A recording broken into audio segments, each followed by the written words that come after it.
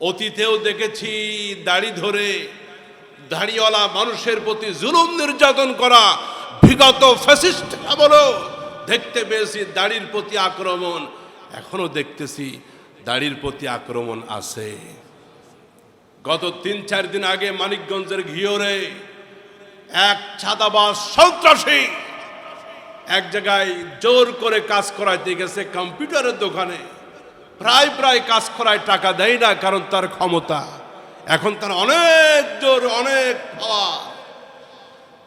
ব্যবসায়ী প্রতিবাদ করলো, ব্যবসায়ের সুন্নতি লেবাস ছিল, সে প্রতিবাদ করেছে টাকা ছাড়া ভাই কাজ করতে পারবো না।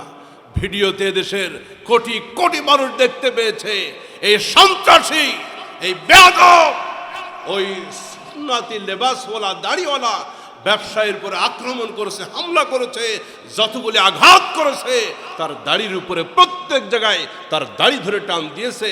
আরে আঘাত করলে তো আঘাতটা মুখেও করা যায়, শরীরেও করা যায়, হাতটা হাতেও ধরা যায়, কলারটা চেপে ধরা যায়, কিন্তু বারবার দাড়ির উপর আক্রমণ মানে এই লোকটা দাড়ির উপরে মারাত্মক অভিমান। এই লোকটা দাড়িকে চরমভাবে ঘৃণা করে, অথচ নাম হলো মুসলমান।